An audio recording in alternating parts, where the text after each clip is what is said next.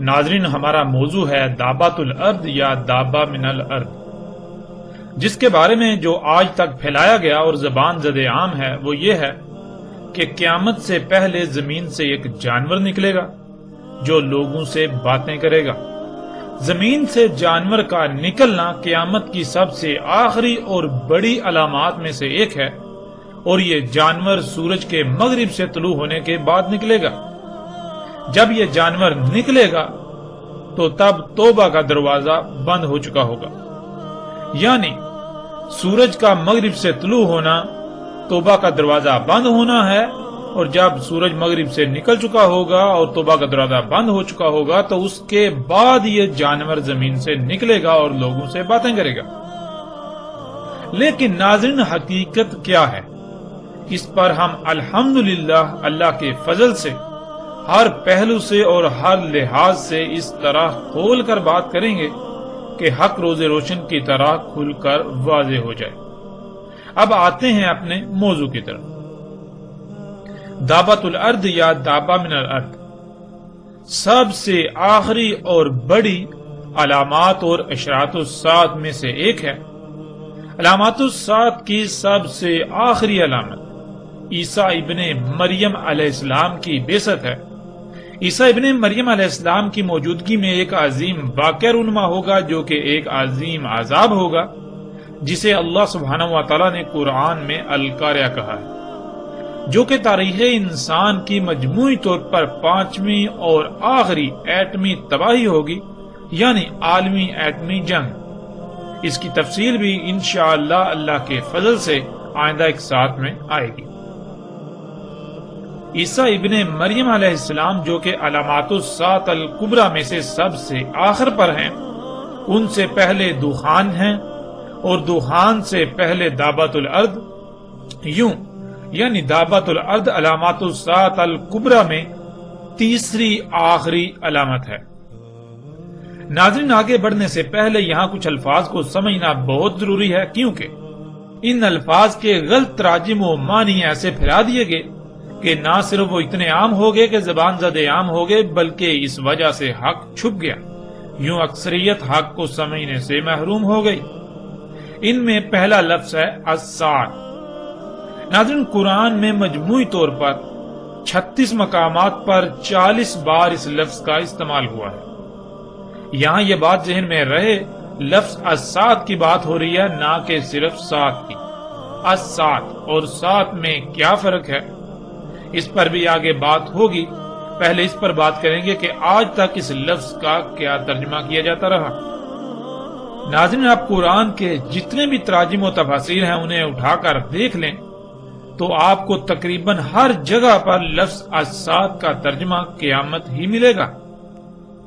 مثلا کچھ مقامات کو ہم آپ کے سامنے رکھتے ہیں اور پھر فیصلہ آپ خود کیجئے گا کہ قرآن کے ساتھ کتنا بڑا کھلواڑ کیا گیا، کہ کیسے قرآن کو تراجم کی صورت میں بدلا گیا۔ ناظرین، ہم وقت کی قلت اور کم وقت میں موضوع کو مکمل کرنے کی غرض سے مکمل آیات کا ترجمہ بیان نہیں کریں گے، بلکہ ہم آیات میں صرف انہی مقامات کا ترجمہ بیان کریں گے جہاں لفظ الساعۃ کا استعمال ہوا ہے۔ اس وقت آپ سکرین پر دیکھ سکتے ہیں سورہ یوسف آیت نمبر 107، جس میں لفظ الساعۃ کا ذکر ہوا ہے، اور مترجم ہے مفتی محمد نعیم۔ وہ لکھتے ہیں، اور ان پر اچانک قیامت واقع ہو جائے۔ پھر مفتی تقی عثمانی لکھتے ہیں، یا ان پر قیامت اچانک ٹوٹ پڑے۔ امین احسن اصلاحی لکھتے ہیں، کوئی آفت یا قیامت ہی اچانک آدم کے۔ نگہت ہاشمی، یا اچانک ان پر قیامت ہی آ جائے۔ ابو العلا مودودی، یا بے خبری میں قیامت کی گھڑی اچانک ان پر نہ آ جائے۔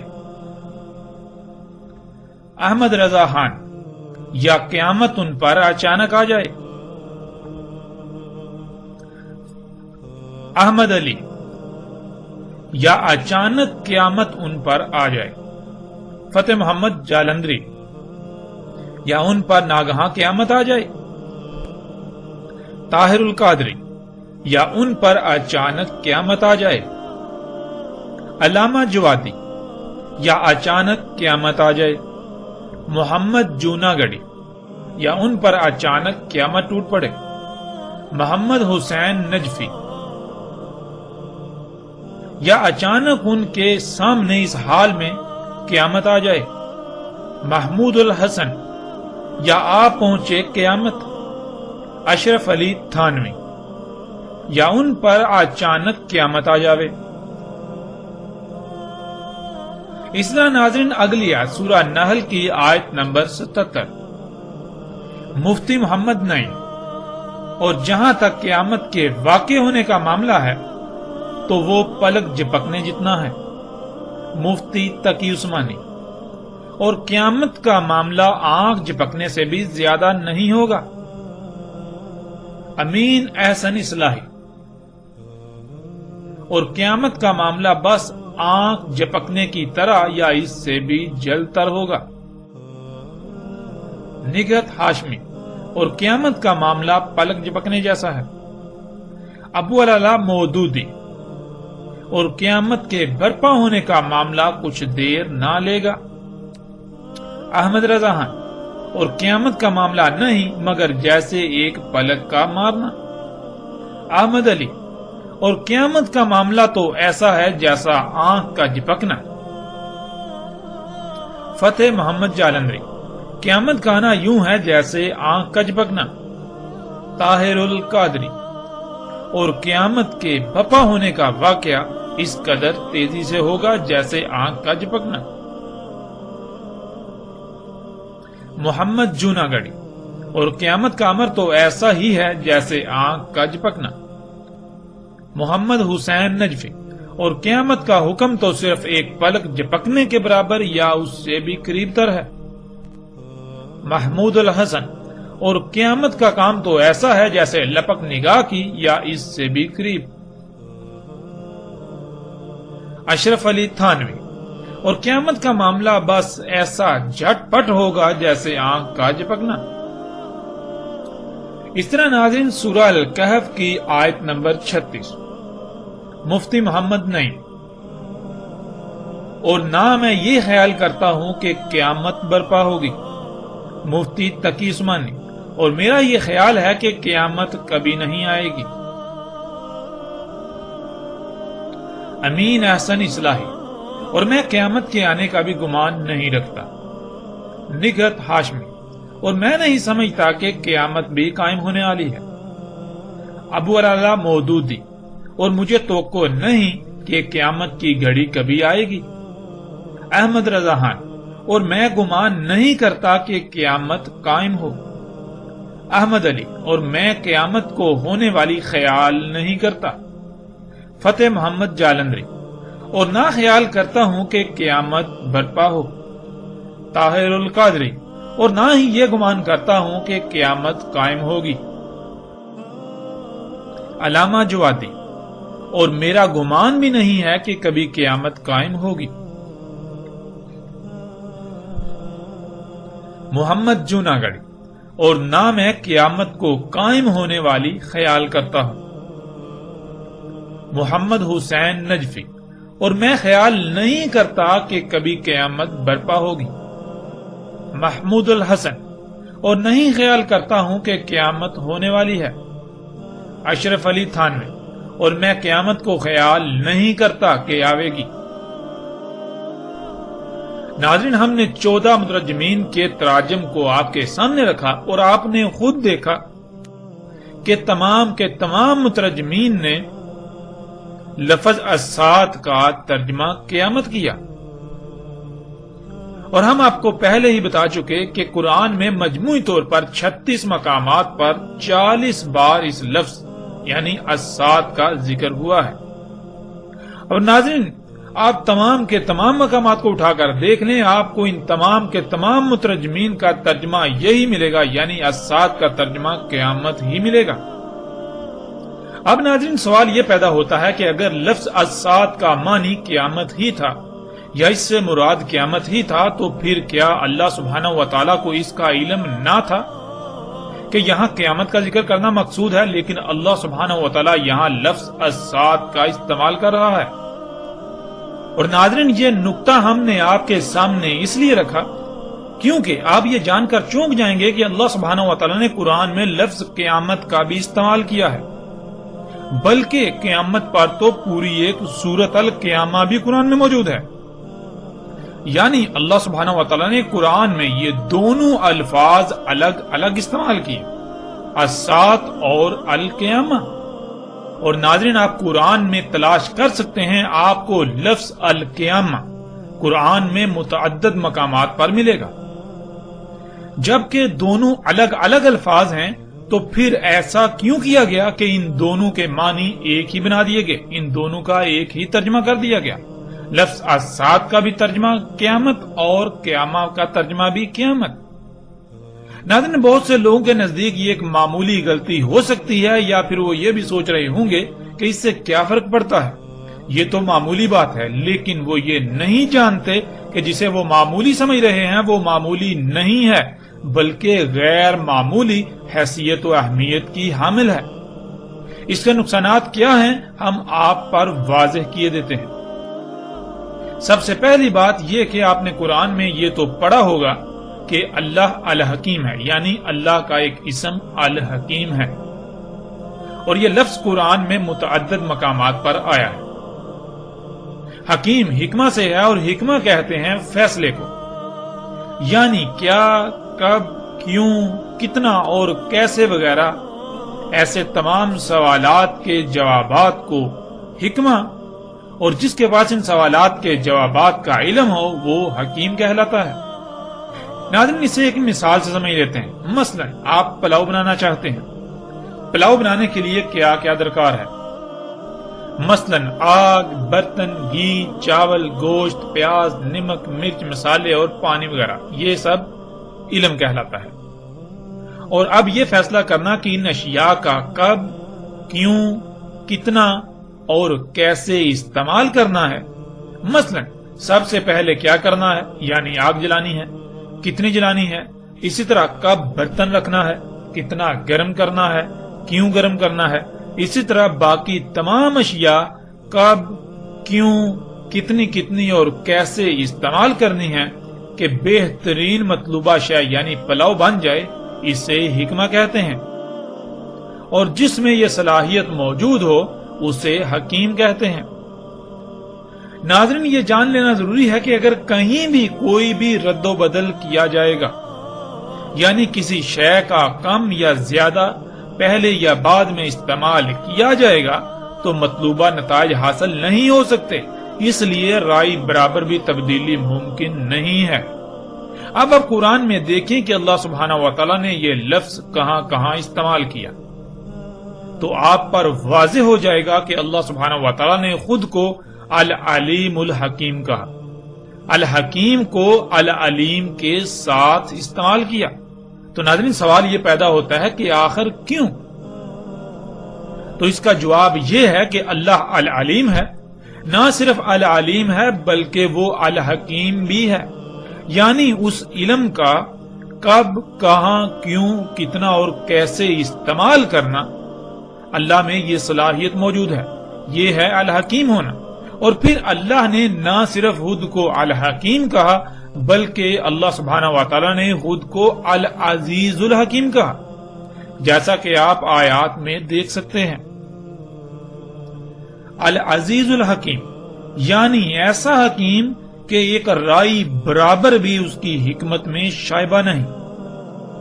مطلب یہ کہ وہ جس شے کا بھی استعمال کرتا ہے، وہ جو بھی کام کرتا ہے تو اس میں خامی و خرابی کا تصور تک بھی نہیں کیا جا سکتا۔ وہ جو بھی کہتا ہے، وہ جو بھی کرتا ہے، بالکل ویسا ہی کرتا ہے کہ اس میں تبدیلی کا کوئی تصور تک نہیں کیا جا سکتا۔ یعنی اگر اس نے کوئی لفظ استعمال کیا ہے اور اس کے برعکس قرآن میں بالکل اس سے ملتا جلتا لفظ استعمال ہوتا ہے، لیکن ان دونوں میں ایک باریک سا فرق ہے، تو اس فرق کو ضرور مد نظر رکھا جائے گا۔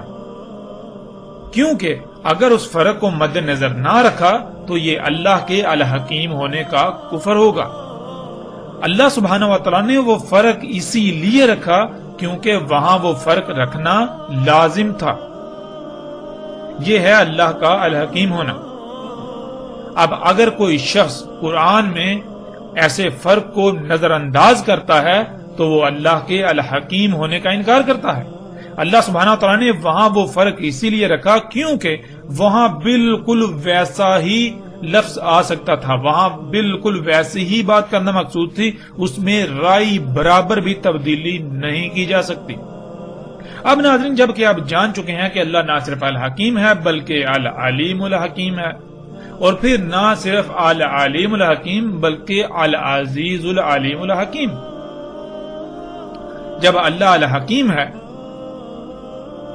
نہ صرف الحکیم بلکہ العزیز الحکیم، تو پھر یہ کیسے ممکن ہے کہ اس کا کام، اس کا کلام الحکیم نہ ہو؟ بلا شک و شبہ پھر اللہ سبحانہ و تعالیٰ کا ہر کام حکمت سے بھرپور ہے۔ قرآن اللہ کا کلام ہے تو پھر یہ بھی الحکیم ہے، جیسا کہ آپ قرآن میں ہی دیکھ سکتے ہیں۔ سکرین پر آپ کو آیت نظر آ رہی ہے، سورہ یاسین آیت نمبر 2، والقرآن الحکیم۔ تو ناظرین، اللہ سبحانہ و تعالیٰ نے اسی قرآن میں القرآن کو الحکیم کہا، یعنی القرآن میں جہاں جہاں جو جو الفاظ بیان کیے، جو جو آیات آئیں، جو جو حروف آئے، ان میں رائے برابر بھی تبدیلی نہیں کی جا سکتی۔ اللہ سبحانہ و تعالیٰ نے بالکل ویسے ہی الفاظ استعمال کیے جیسے الفاظ استعمال کرنا مقصود تھے۔ اگر کوئی ان کو نظر انداز کرتا ہے تو وہ نہ صرف اللہ کے الحکیم ہونے کا کفر کرتا ہے، انکار کرتا ہے، بلکہ وہ القرآن کے الحکیم ہونے کا بھی کفر کرتا ہے، انکار کرتا ہے۔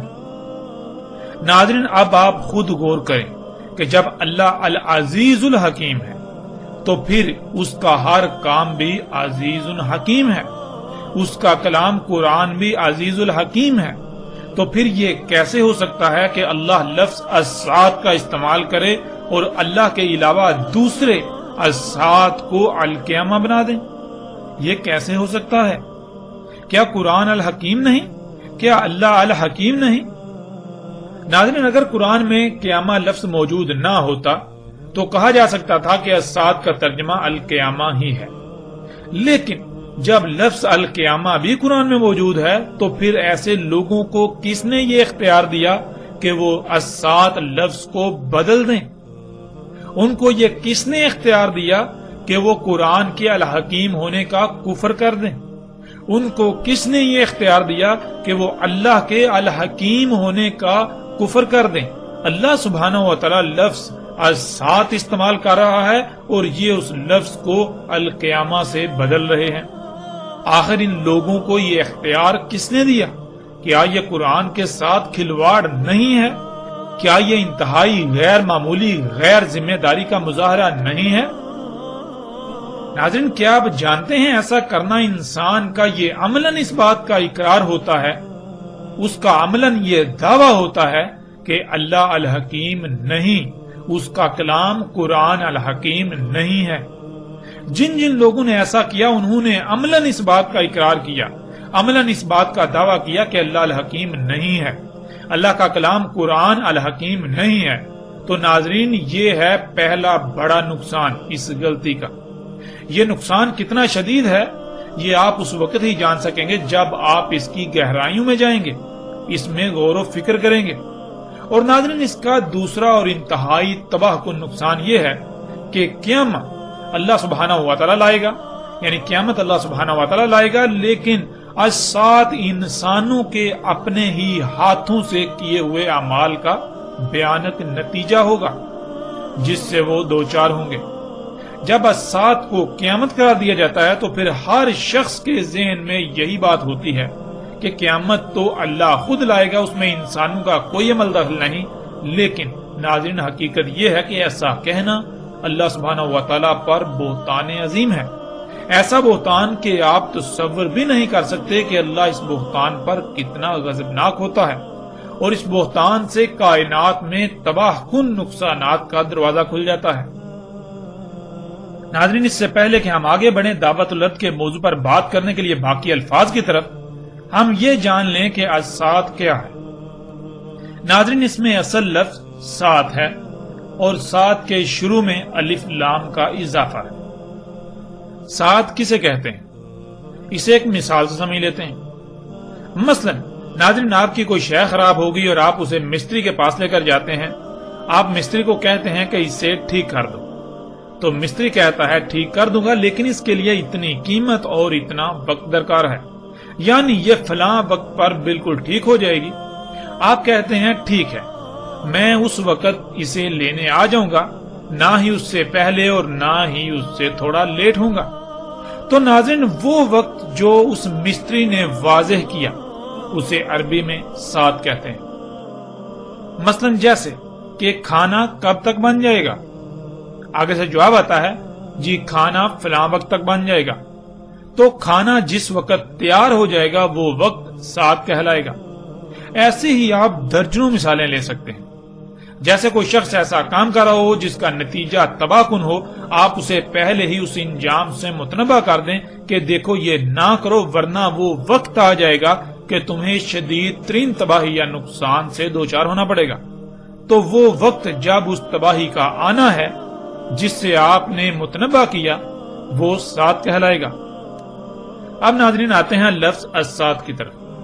سات کا تو آپ جان چکے، اور جب بھی عربی میں کسی لفظ کے ساتھ اس کے شروع میں الف لام کا اضافہ کیا جاتا ہے تو وہ بالکل ایسے ہی ہوتا ہے جیسے انگلش میں کسی شے کے ساتھ دی یا دا لگایا جاتا ہے، یعنی کسی شے کو اسپیسیفائی کرنے کے لیے، مخصوص کرنے کے لیے۔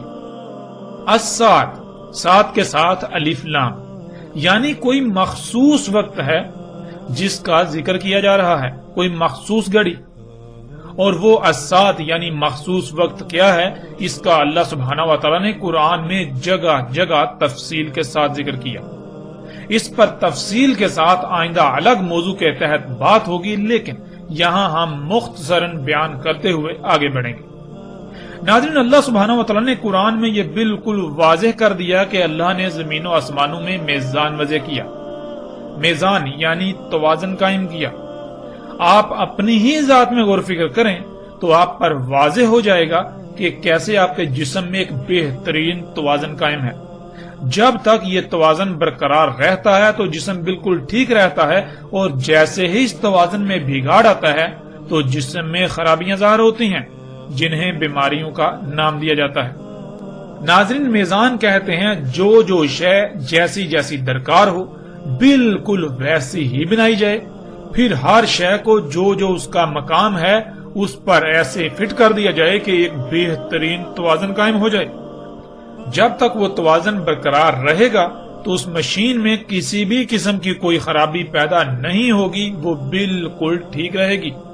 اور جیسے ہی اس میں کوئی تبدیلی کی جائے گی تو اس میں قائم توازن بگڑ جائے گا، اس توازن میں بگاڑ پیدا ہوگا جس کا نتیجہ خرابیوں اور بالآخر تباہیوں کی صورت میں ظاہر ہوگا۔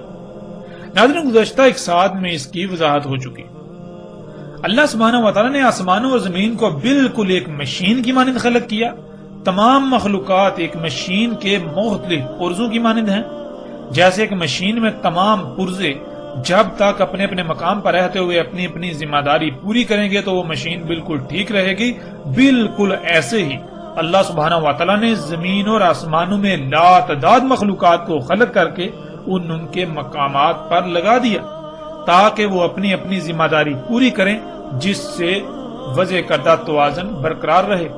اللہ سبحانہ و تعالیٰ نے کہا تھا کہ اس نے پہاڑوں سے زمین کا توازن قائم کیا، اور سختی کے ساتھ کہا تھا کہ اللہ کی خلق میں تبدیلی نہ کرنا، اللہ کی خلق میں چھیڑ چھاڑ نہ کرنا، اللہ کی خلق میں فطرت میں مداخلت نہ کرنا، کیونکہ اللہ نے اپنی خلق میں تبدیلی کی گنجائش رکھی ہی نہیں ہے۔ اگر اللہ کی خلق میں تبدیلی کی جائے گی تو پھر اس میں بگاڑ پیدا ہوگا جس کا نتیجہ تباہیوں کی صورت میں سامنے آئے گا۔ ایسے ہی زمین کی مخلوقات ہوں، پھل پھول سبزیوں سمیت تمام کا تمام رزق ہو، ہواؤں اور بادلوں کا نظام ہو، زمین و آسمان میں لاتعداد چھپی ہوئی مخلوقات ہوں، ان میں چھیڑ چھاڑ کرنے، ان میں مداخلت کرنے، ان کے پیچھے پڑنے سے منع کیا، ان میں کسی بھی قسم کی تبدیلی کرنے سے منع کیا تھا، ورنہ اگر ان میں چھیڑ چھاڑ کی جائے گی تو ان میں بگاڑ پیدا ہوگا، اور پھر نتیجتاً طرح طرح کی بیماریوں، مصیبتوں، تکلیفوں، زلزلوں، سیلابوں، طوفانوں اور تباہیوں کا سامنا کرنا پڑے گا۔ ناظرین، آپ خود غور کریں کہ آپ کا جسم زمین کے عناصر سے بنا ہے، اور وہ زمین کے عناصر آپ کے جسم کی ضرورت ہوتے ہیں، جن کو آپ بطور خوراک اپنے جسم کو فراہم کرتے ہیں۔ ان کی مقدار، ان کا معیار، یہ سب کون طے کرے گا؟ ظاہر ہے وہی جو ان کا خالق ہے، جو اس جسم کا خالق ہے، اور اگر ان کے معیار میں، ان کی مقدار میں کسی بھی قسم کی تبدیلی کی جائے گی تو کیا جسم میں توازن برقرار رہے گا؟ سوال ہی پیدا نہیں ہوتا۔ جسم میں قائم توازن بگڑ جائے گا۔ جب جسم میں موجود لاتعداد مخلوقات کو ان کی ضروریات کی مقدار کم یا زیادہ ہوگی، معیار برقرار نہیں رہے گا، تو پھر ظاہر ہے جسم میں وہ مخلوقات متاثر ہوں گی، جس سے جسم میں قائم توازن بگڑ جائے گا، جس کا اظہار بیماریوں کی صورت میں ہوگا۔ اب اگر ان بیماریوں یعنی جسم میں ہونے والی خرابیوں کو دور نہیں کیا جائے گا تو پھر ظاہر ہے ایک وقت ایسا آئے گا جب جسم موت کا شکار ہو جائے گا، یعنی آخری بڑی تباہی کا شکار ہوگا۔ ایسے ہی ناظرین، جب زمینوں آسمانوں میں ترقی کے نام پر چھیڑ چھاڑ کی جائے گی، ان میں فساد کیا جائے گا، پہاڑوں کو کاٹ کاٹ کر زمین کا توازن بگاڑ دیا جائے گا، تو کیا زلزلے نہیں آئیں گے؟ رزق میں زیادہ اور جلد پیداوار کے حصول کے لالچ میں چھیڑ چھاڑ کی جائے گی، اس میں جنیاتی تبدیلیاں کی جائیں گی، تو کیا اس رزق کا استعمال کرنے والے انسان ہوں یا باقی جاندار، کیا ان کے اجسام میں اللہ کے وضع کردہ میزان میں خسارہ نہیں ہوگا اور نتیجتاً بیماریوں کا شکار نہیں ہوں گے، مفلوج نہیں ہوں گے؟ زمین میں قدرتی وسائل کے حصول کے نام پر زمین کا خون نکالا جائے گا، زمین سے وہ عناصر نکالے جائیں گے جن کے بغیر زمین ناکارہ ہو جائے، تو پھر کیا زمین میں بگاڑ نہیں ہوگا؟ زمین جگہ جگہ سے دنسے گی نہیں؟ بادلوں میں ہواؤں کے نظام میں چھیڑ چھاڑ کی جائے گی تو کیا بادلوں کا نظام ٹھیک رہے گا؟ اس میں قائم توازن نہیں بگڑے گا اور نتیجتاً طوفان، آندھیاں اور سیلاب نہیں آئیں گے؟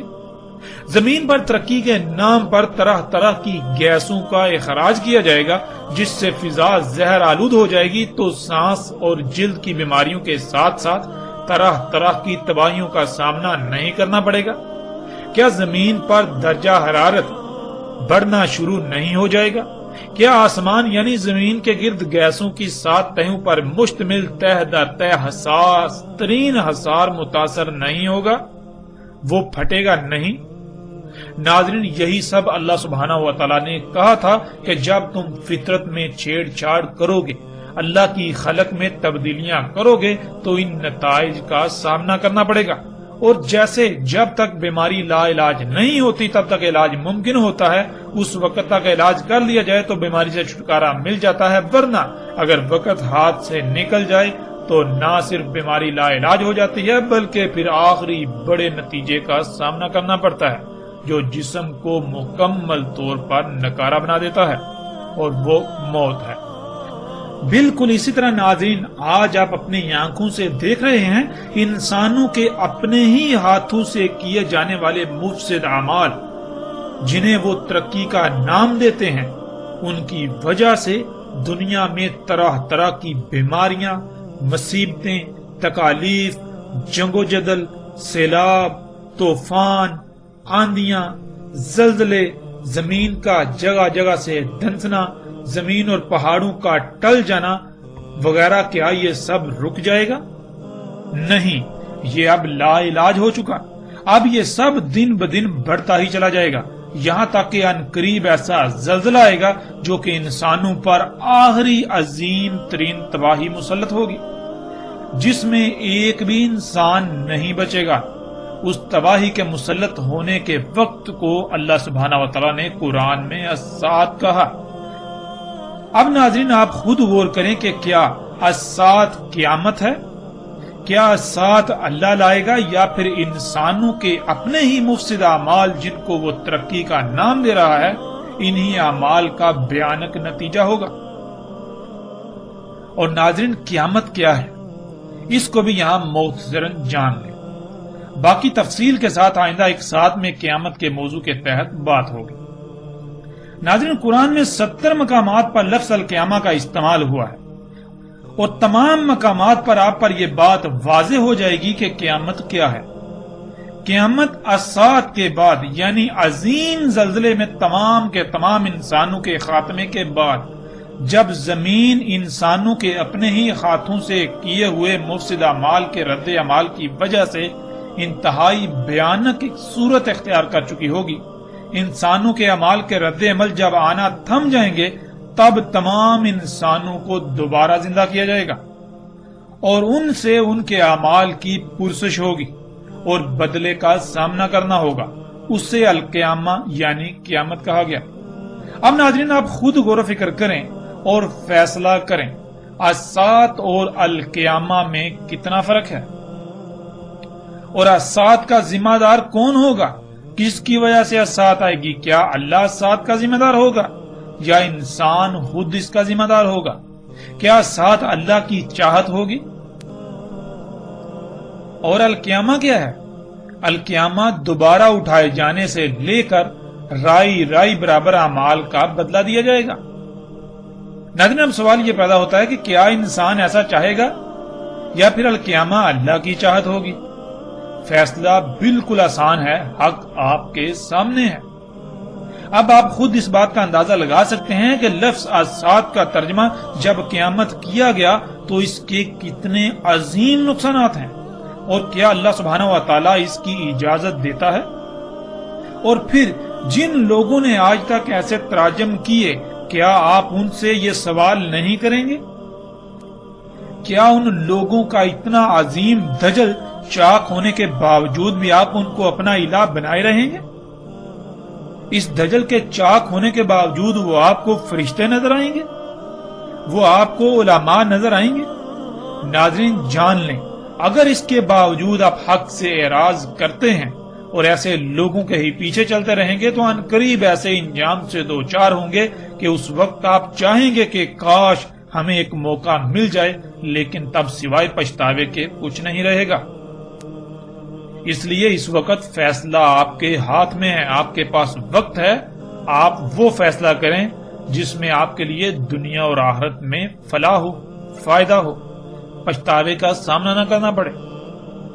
ناظرین لفظ الساعۃ کو آپ الحمدللہ جان چکے، اب آتے ہیں ان الفاظ کی طرف، اشراط اور علامات۔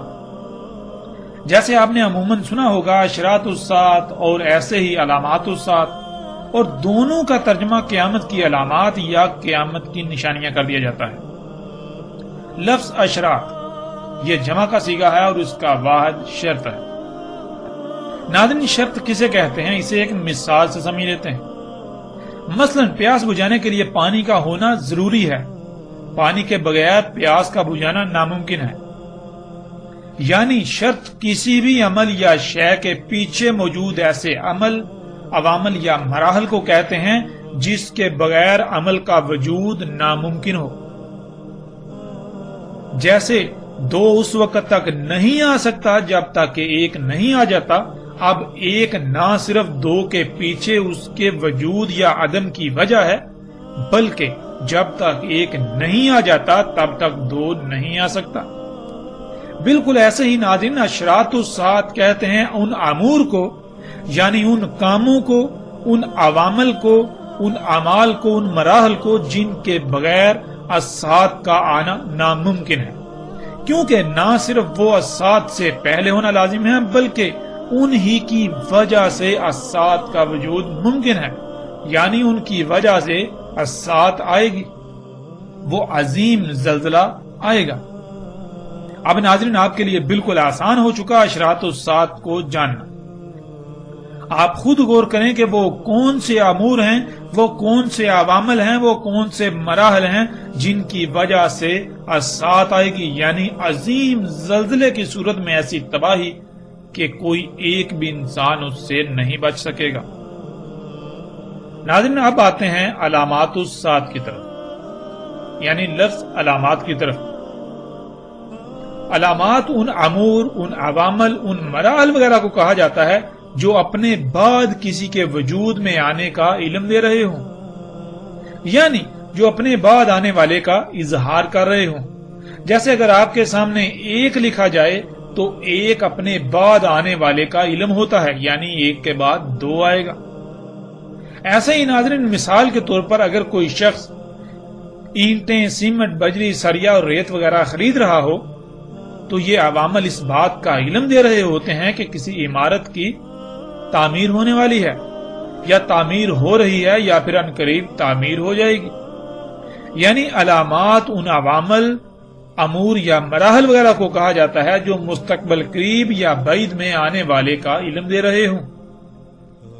اب ناظرین غور کریں، آج جو زلزلے آ رہے ہیں، جن وجوہات کی بنا پر یہ زلزلے آ رہے ہیں، اگر ان وجوہات کو دور نہیں کیا جائے گا، ان کی اصلاح نہیں کی جائے گی، تو پھر کیا یہ زلزلے رک جائیں گے؟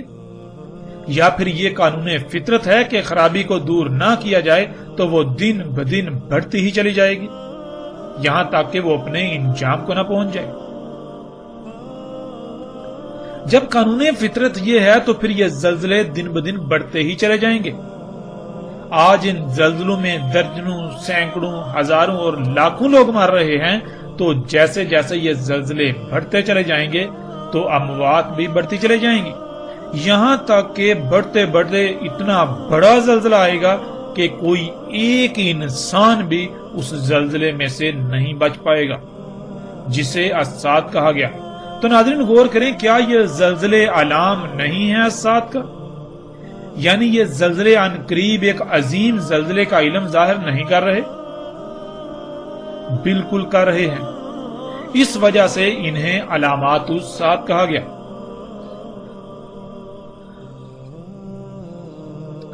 ناظرین اب آتے ہیں ہم اپنے موضوع کی طرف۔ ہمارا موضوع ہے دابۃ الارض یا دابہ من الارض، جو کہ ہم پیچھے بات کر چکے ہیں کہ دابۃ الارض یا دابہ من الارض کے بارے میں آج تک جو زبان زد عام ہے، جو پھیلا دیا گیا، وہ یہ ہے کہ قیامت کی آخری اور سب سے بڑی علامات میں سے ایک زمین سے جانور کا نکلنا، اور وہ جانور انسانوں سے باتیں کرے گا، اور وہ جانور اس وقت نکلے گا جب سورج مغرب سے طلوع ہو چکا ہوگا اور توبہ کا دروازہ بند ہو چکا ہوگا۔ سورج مغرب سے طلوع ہونے کے بعد، توبہ کا دروازہ بند ہونے کے بعد وہ جانور نکلے گا۔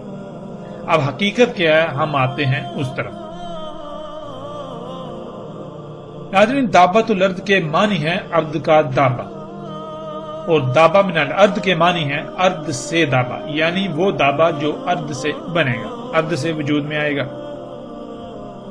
ناظرین پیچھے یہ بتایا گیا ہے کہ دابۃ الارض بڑی اور آخری علامات و شرائط میں سے آخری تیسری نہ صرف علامت ہے بلکہ شرط ہے، یعنی الساعت جن وجوہات کی بنا پر آئے گی ان میں سے ایک بڑی وجہ وہ دابہ ہوگا جو ارض سے بنے گا، اور جب وہ دابہ ظاہر ہوگا تو وہ اس بات کا علم ہوگا کہ اب الساعت بالکل سر پر آ چکی ہے۔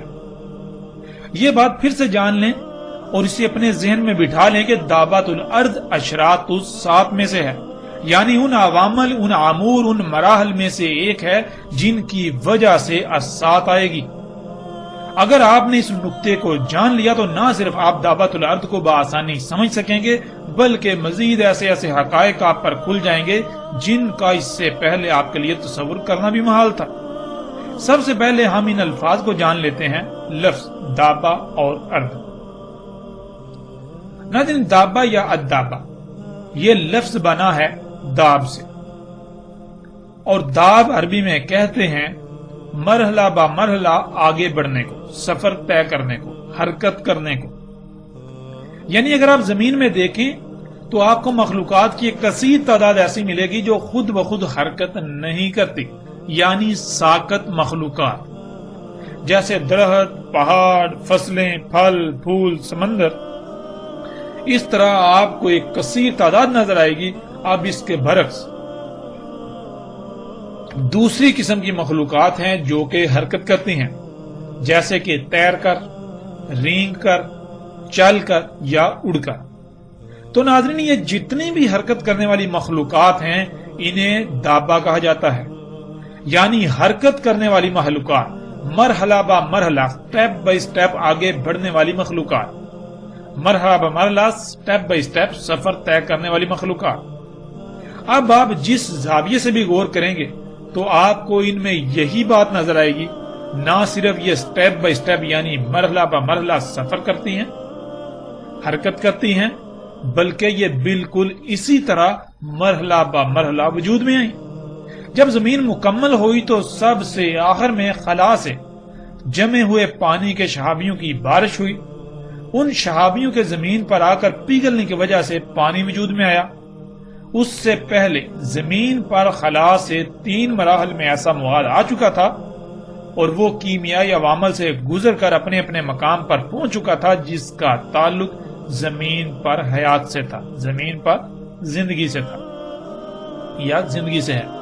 یوں زمین پر زندگی سے تعلق رکھنے والے چوتھے اور آخری مرحلے میں زمین کے پانی پر اترنے سے ان کیمیائی عناصر کے ساتھ پانی کا اختلاط ہوا تو پانی میں زندگی وجود میں آئی، یعنی پانی میں کیڑوں کی ابتدا ہوئی۔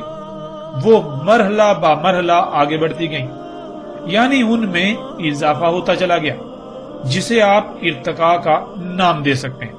یعنی لفظ داب کو جو آسان ترین معنی دیا جا سکتا ہے وہ ہے ارتقاء، اسی سے ہے دابا، یعنی سٹیپ بائی سٹیپ، مرحلہ با مرحلہ آگے بڑھنا۔ یوں پانی میں ان کیڑوں کے وجود میں آنے سے ان سے پانی میں تیرنے والی مخلوقات وجود میں آئیں، پھر ان سے ایسی مخلوقات وجود میں آئیں جو کہ پانی اور خشکی دونوں میں زندہ رہ سکتی ہیں۔ تیرنے والی مخلوقات سے رینگنے والی مخلوقات، رینگنے والی مخلوقات سے چلنے والی مخلوقات اور چلنے والی مخلوقات سے اڑنے والی مخلوقات وجود میں آئیں۔ اس طرح یہ تمام حرکت کرنے والی مخلوقات نہ صرف مرحلہ با مرحلہ حرکت کرتے کرتے آگے بڑھتی ہیں، بلکہ یہ اسی طرح مرحلہ با مرحلہ حرکت کرتے کرتے وجود میں آئیں۔ ناظرین، اس طرح یہ تمام کی تمام حرکت کرنے والی مخلوقات نہ صرف مرحلہ با مرحلہ، سٹیپ بائی سٹیپ حرکت کرتی ہیں، آگے بڑھتی ہیں، سفر کرتی ہیں، بلکہ یہ اسی طرح مرحلہ با مرحلہ حرکت کرتے کرتے وجود میں آئیں۔ اسی طرح ناظرین، ہم دیکھتے ہیں کہ اللہ سبحانہ و تعالیٰ نے قرآن میں دابا کے بارے میں کیا رہنمائی کی۔ اللہ سبحانہ و تعالیٰ نے قرآن میں دابا کسے کہا؟ ناظرین، قرآن میں 14 مقامات پر لفظ دابا کا استعمال ہوا اور اس کی جمع کا صیغہ دواب 4 مقامات پر استعمال ہوا۔ اس کے علاوہ جس سے یہ لفظ بنا یعنی داب، اس کا استعمال بھی 4 مقامات پر ہوا۔ یوں ناظرین، داب، دابا اور دواب کی صورت میں مجموعی طور پر پورے قرآن میں 22 مقامات پر اس لفظ کا استعمال ہوا۔ ناظرین، ان 22 مقامات کو اگر سامنے رکھا جائے تو بالکل کھل کر واضح ہو جائے گا کہ دابا کے معنی کیا ہیں۔ بذات خود بشر انسان کو بھی قرآن میں دابا کہا گیا، کیونکہ بشر بھی حرکت کرنے والی مخلوقات میں سے ایک ہے۔ ناظرین، لفظ دابا کو سمجھنے کی غرض سے اور موضوع کی طوالت سے بچنے کے لیے ہم چند آیات پر بات کریں گے۔ باقی تمام آیات پر اِنَّا عَلَيْنَا بِيَانَهُ کے تحت قرآن پر آنے والی ایک ساتھ میں اس موضوع پر مکمل تفصیل کے ساتھ بات کریں گے۔